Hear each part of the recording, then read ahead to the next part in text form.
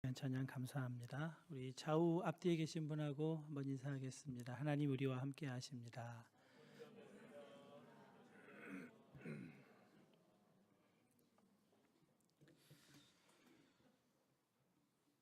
이번 주부터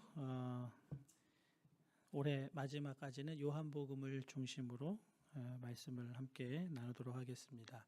다음 주에는 10장을 중심으로 말씀을 준비하려고 합니다. 여러분도 다음 주 한 주간 10장을 읽고 오시면 좋겠습니다. 해외 생활을 하는 우리에게 언어 습득은 정말 중요합니다. 언어 습득의 정도에 따라 삶의 질이 달라진다고 해도 과언이 아닐 것입니다. 철학자 하이데거는 언어는 존재의 집이다 했습니다. 그의 철학 사상을 제가 다 모르지만 언어는 존재의 집이라는 이 정의는 깊이 공감이 됩니다. 가지고 있는 언어 수준만큼 사고할 수 있고 가진 언어 수준만큼 인격이 표현됩니다. 그리고 언어에 있어서 어휘는 아무리 강조해도 지나치지 않습니다. 알고 있는 단어가 귀에 들리는 법이기 때문에 그렇습니다. 그러나 언어의 개수를 아무리 많이 가지고 있어도 문법을 모르면 엉뚱한 해석을 하게 됩니다. 한번 띄워줘 보실래요? 그거 있다고 하던데. 네. 맨 첫 번째 문장은 띄어쓰기를 안 했습니다. 아버지 가방에 들어가신다. 띄어쓰기가 되어 있지 않은 문장은 어디를 띄어 읽느냐로 그 뜻은 완전히 달라집니다. 아버지가 방에 들어가신다. 아버지 가방에 들어가신다. 전혀 다른 말이죠. 문법을 가볍게 여기면 안 됩니다. 한국 사람은 문법에는 강해도 회화가 약하다는 그런 통설이 있는데 그래도 문법을 소홀히 해서는 안 됩니다. 정확하게 문법을 알고 활용하는 것이 언어 생활에 너무 중요합니다. 제가 이런 말 할 자격은 아무것도 없습니다. 언어에만 문법이 있는 것이 아닙니다. 인생을 읽을 때도 문법이 있습니다.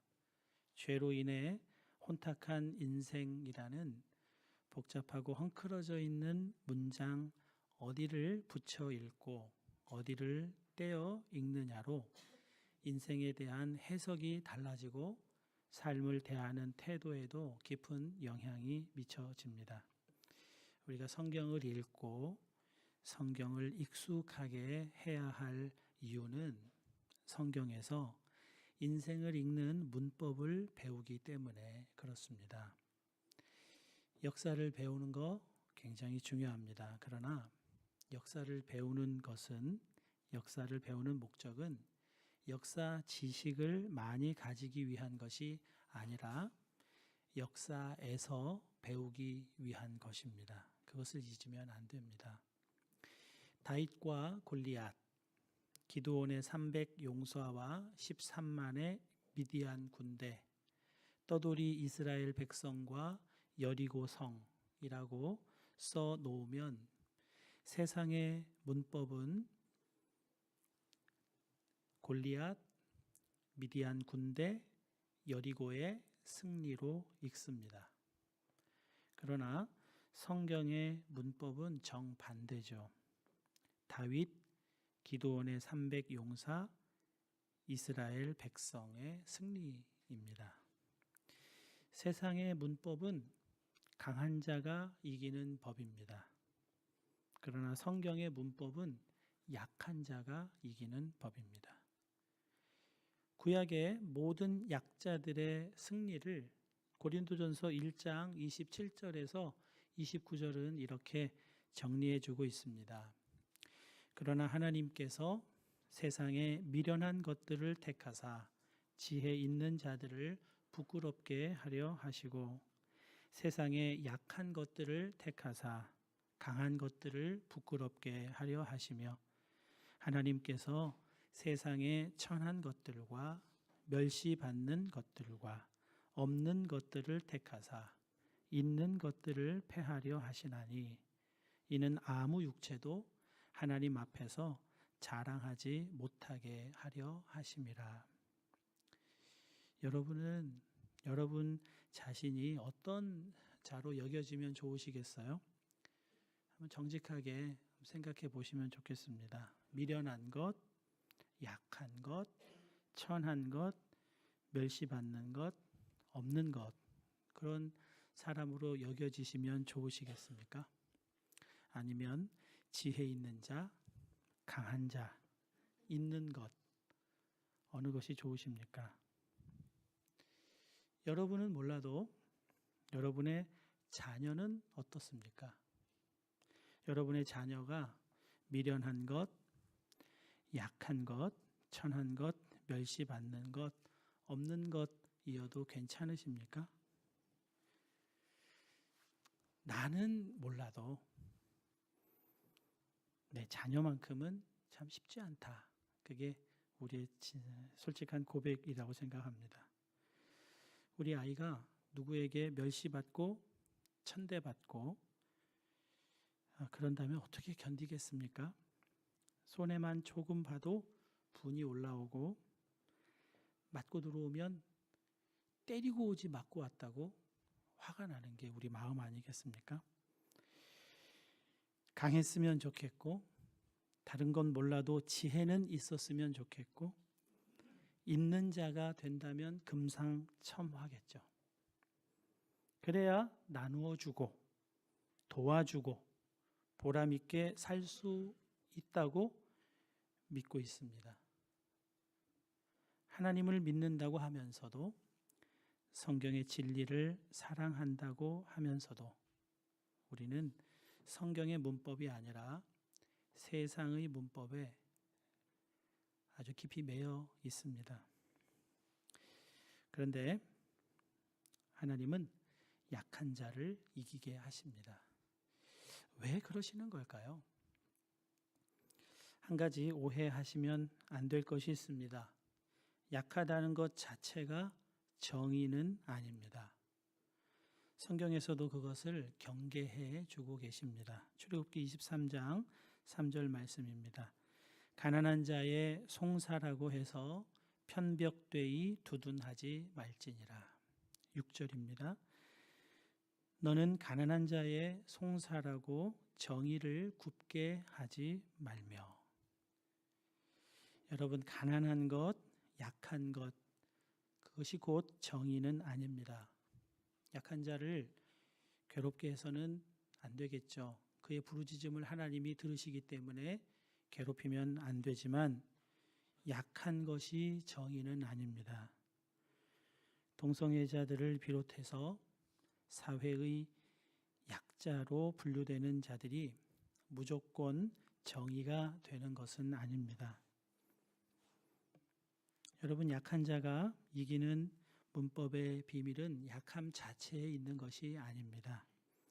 고린도전서 1장 30절에서 31절입니다. 너희는 하나님으로부터 나서 그리스도 예수 안에 있고 너희는 하나님으로부터 나와서 우리에게 지혜와 의로움과 거룩함과 구원 너희는 그리스도 예수 안에 있고 예수는 하나님으로부터 나와서 우리에게 지혜와 의로움과 거룩함과 구원함이 되셨으니 기록된 바 자랑하는 자는 주 안에서 자랑하라 함과 같게 하려 함이라. 여러분, 인생의 승리는 강함에 있지 않습니다. 그렇다고 약하면 모두 이기는 것도 아닙니다. 이김은 믿음에 있습니다. 이김은 주 안에 있는 것입니다. 그런데 왜 이기는 자들을 특별히 약한 자로 지목하셨을까요? 약한 자에게는 자랑할 것이 없습니다. 믿을 데가 없다는 겁니다. 믿을 때라고는 하나님뿐입니다. 주 안에 있어야 살 수 있습니다. 약하기 때문에. 주님이 피난처가 되시고 바위, 산성, 요새가 되심을 약한 자는 믿는 겁니다. 그러나 강한 자는 자기 자신을 믿습니다. 가진 것을 믿고 높은 지위를 믿습니다. 여러분, 인생의 위기는 약할 때, 고난당할 때가 아니라 높아져 있을 때, 풍요로울 때 옵니다. 주 안에 있기를 거부하고 자기 자신 안에 거할 때 위기가 옵니다. 약한 자가 아니라 약해서 주 안에 자신의 피난처를 두는 사람, 주 안에 자신의 피난처를 발견하는 사람이 이기는 자입니다. 그렇기 때문에 여러분의 약함을, 가난함을, 부족함을 부끄러워해서는 안 됩니다. 그것으로 불평하고 원망하고 누군가를 탓하면 안 됩니다. 하나님은 여러분의 약함, 부족함, 가난함을 얼마든지 사용하시고 그것으로 놀라운 일도 이루시는 분이 하나님이심을 믿어야 합니다. 세상의 문법으로는 절대 읽을 수 없는 일이 하나님 안에서 일어나기에 놀라운 일이라고 표현하는 겁니다. 요한복음 9장에는 날 때부터 소경된 사람이 등장합니다. 제자들이 그를 보고 혼란스러워했습니다. 사람이 앞을 못 본다는 것은 죄 때문일 텐데 이 사람은 아직 죄 지을 틈도 없이 엄마 뱃속에서부터 소경이 되었으니 과연 누구의 죄 때문인가? 누구 탓인가? 본인 탓인가? 부모 탓인가? 여러분, 이런 질문을 죄를 탐구하는 신학자의 마음, 신앙인의 마음으로 오해하시면 안 됩니다. 이 질문에는 믿음이 없습니다. 믿는 사람은 미래가 항상 열려 있습니다. 소경으로 태어난 그에게는 아무런 미래가 없다. 이것은 세상의 문법이지만 성경의 문법은 그에게 미래가 있다. 그것도 놀라운 미래가 있다 하는 겁니다. 폴 틸리히라는 신학자는 믿음이란 벼랑 끝에서 한 걸음 더 내딛는 것이라고 했습니다. 제자들의 눈에 보이는 것은 소경의 닫힌 미래이지만 예수님의 눈에 그의 미래는 열린 미래입니다. 그래서 열린 미래입니다. 아니, 그의 약함은 오히려 하나님의 일을 위해 쓰일 것이라고 말씀해 주고 있습니다. 요한복음 9장 3절입니다.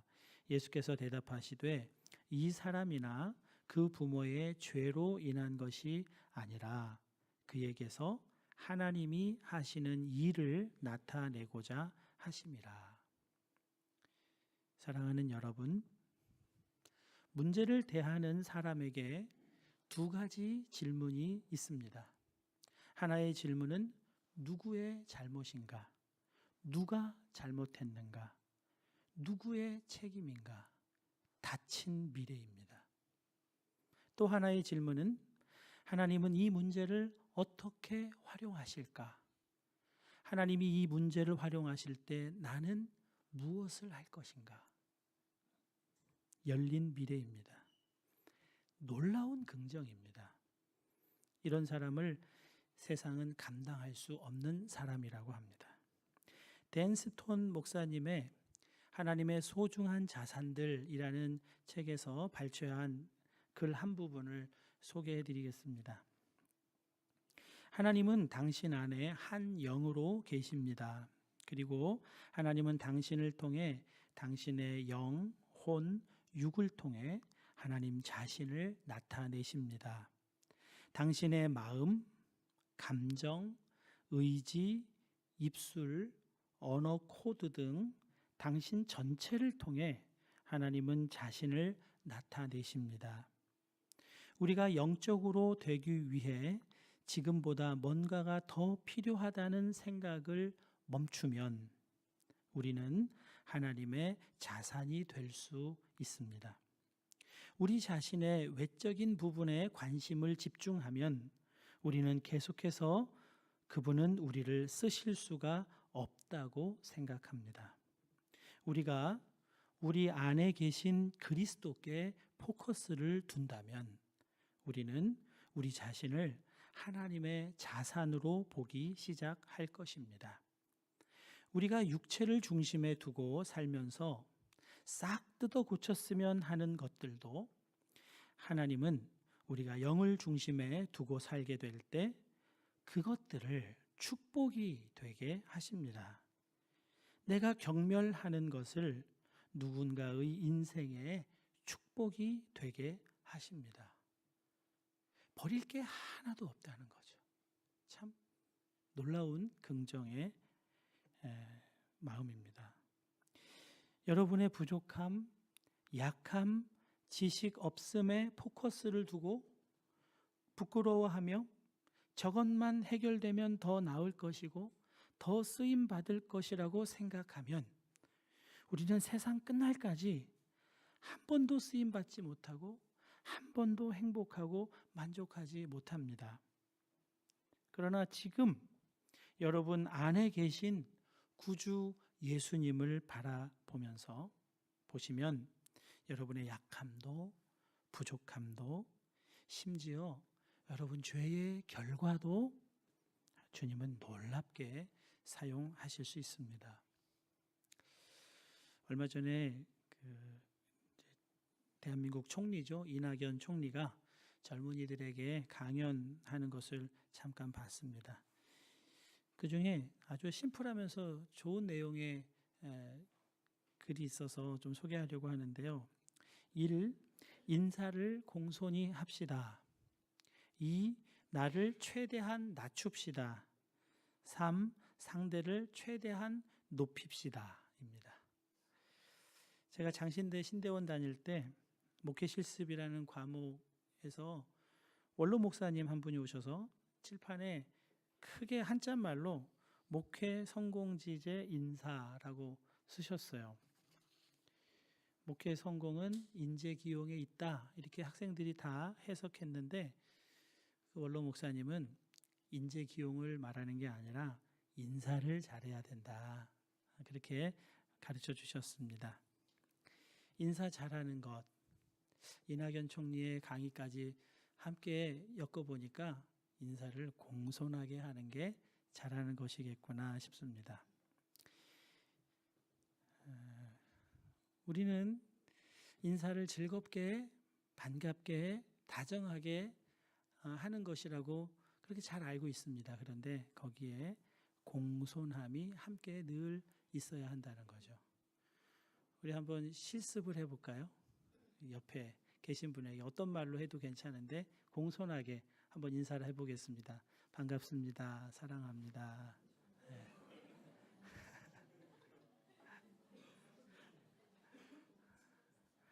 네. 그냥 웃고만 마시네요.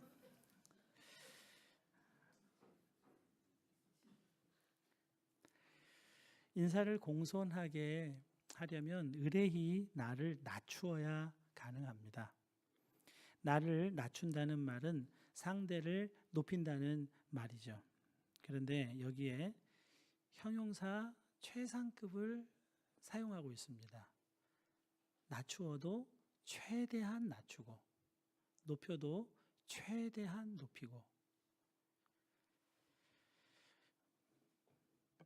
좀 부정적인 해석일 수 있겠습니다만 얼마나 나를 낮추는 것을 싫어하면 최상급을 사용해서 강조를 하고 있을까? 낮추기를 너무 싫어하니까 최대한 낮춰봐라. 그렇게 이야기하는 것 아닐까 싶습니다. 세상의 문법은 모든 사람이 평등하다입니다. 그러나 성경의 문법은 남을 나보다 낮게 여기라입니다.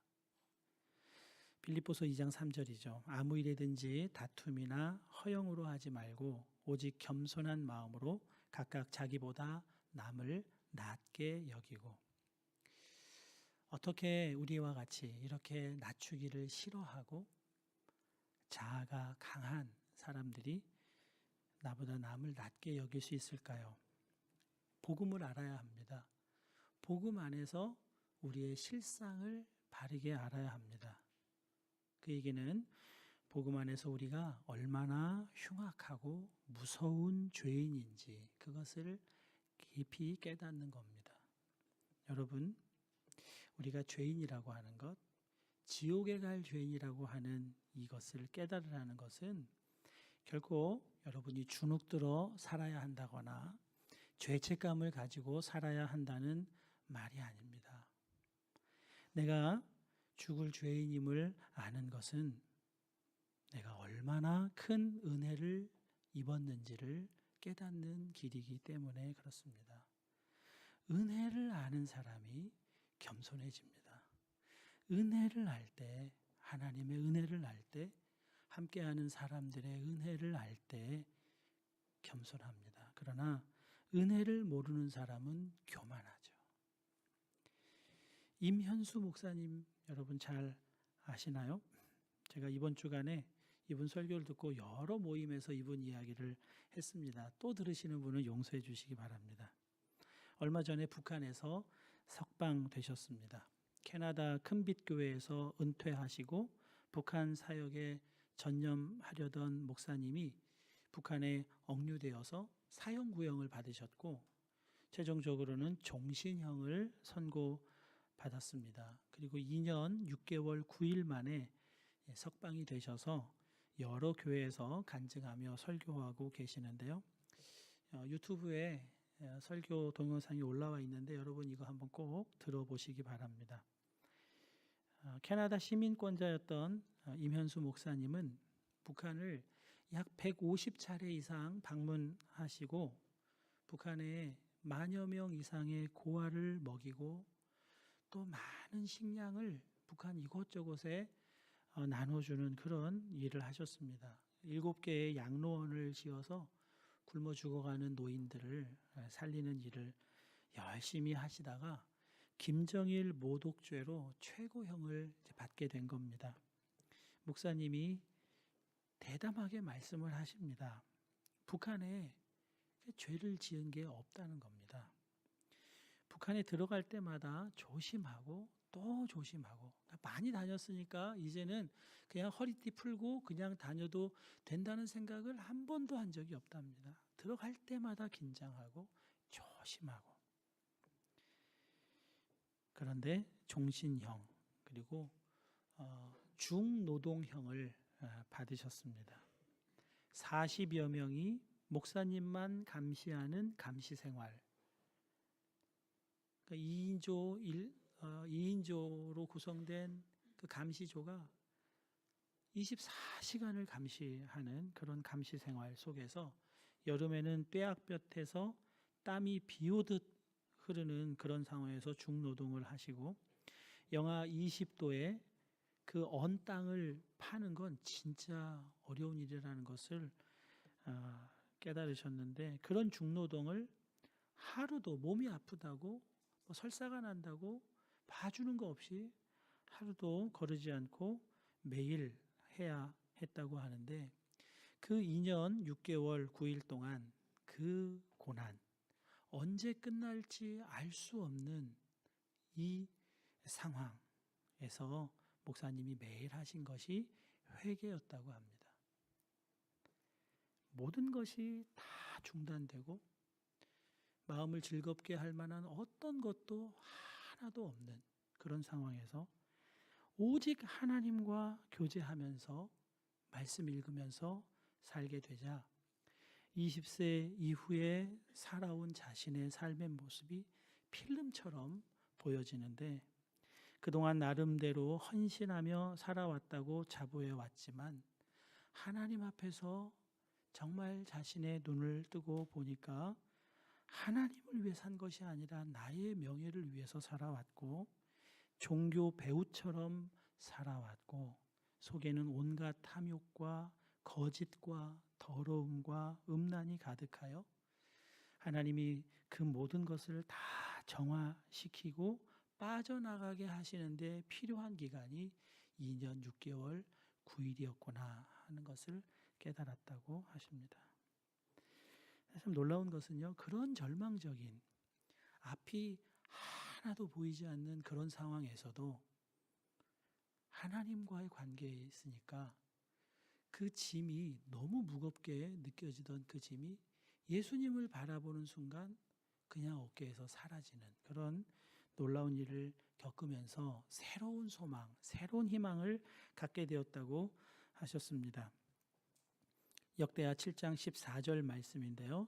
내 이름으로 일컫는 내 백성이 그들의 악한 길에서 떠나 스스로 낮추고 기도하여 내 얼굴을 찾으면 내가 하늘에서 듣고 그들의 죄를 사하고 그들의 땅을 고칠지라.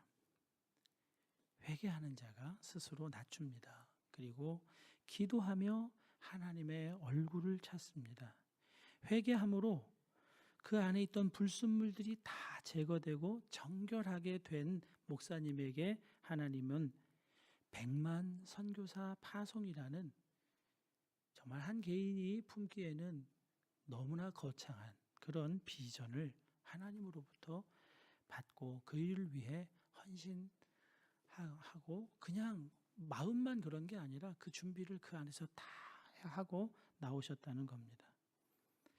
하나님의 놀라운 비전에 합당한 사람으로 하나님이 빚으시는 기간이 2년 6개월 9일이었다고 고백합니다.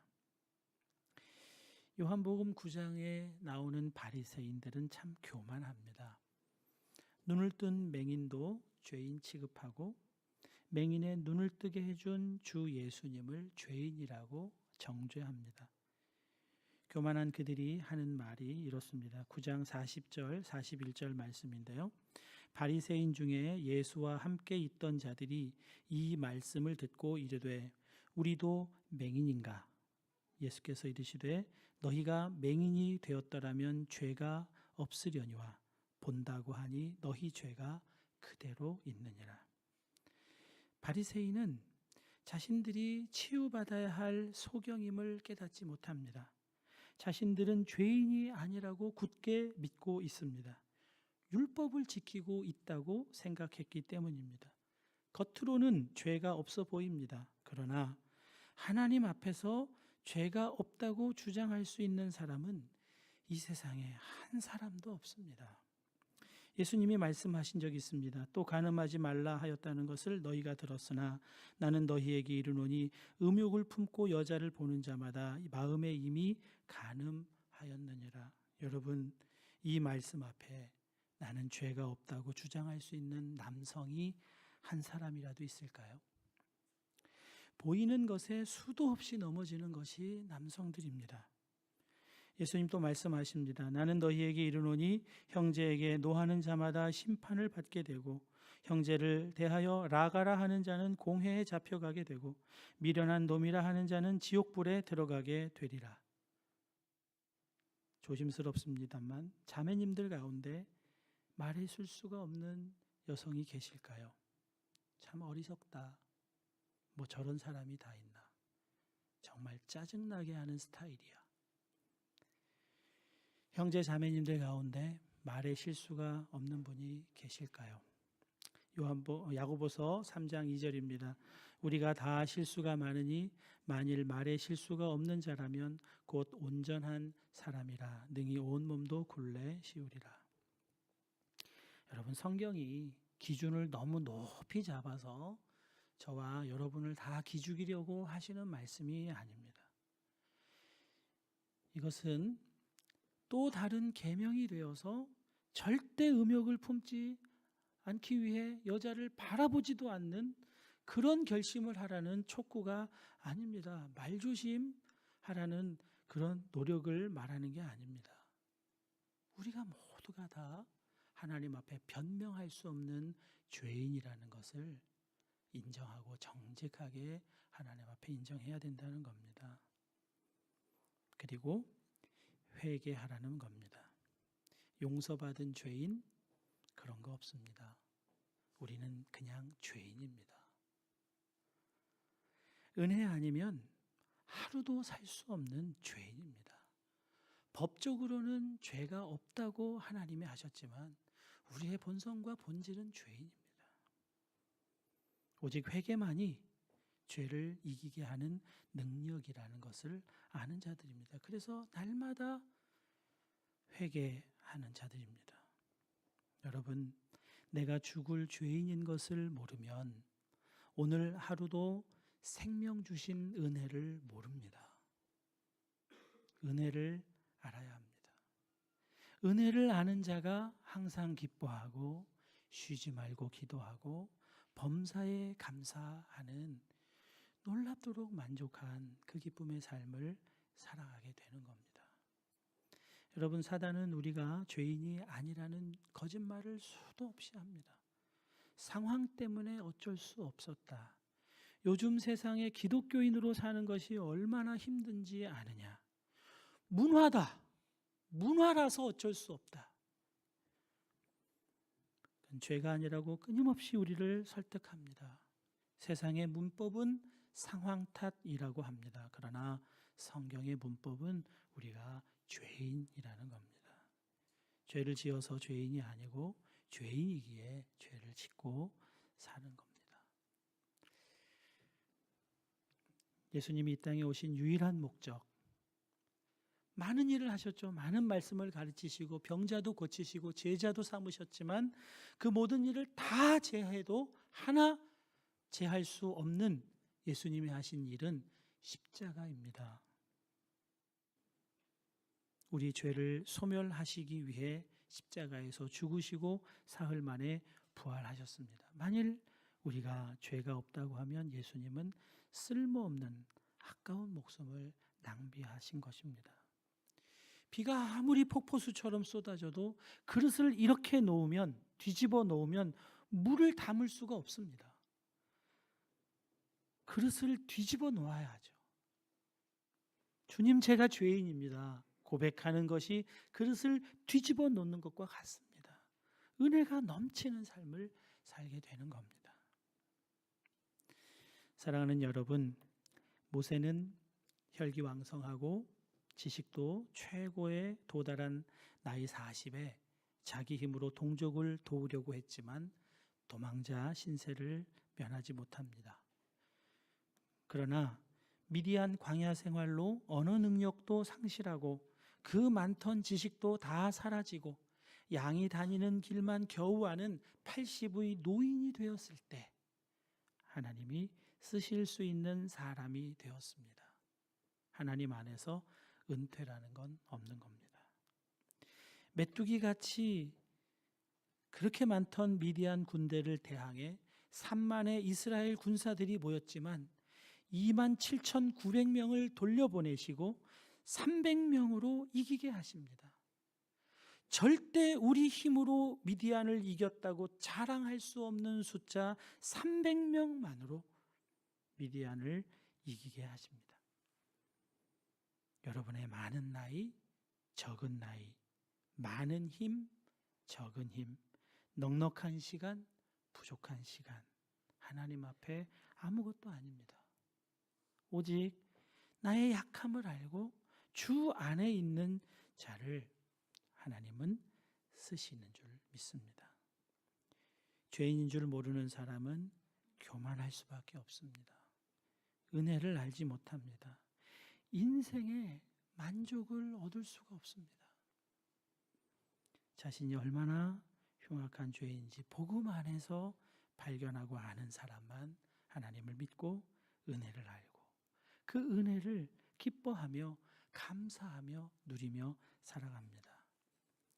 하나님으로 기뻐하고 만족하는 저와 여러분 모두가 되시기를 주님의 이름으로 축복합니다. 우리 함께 찬양하실 텐데요.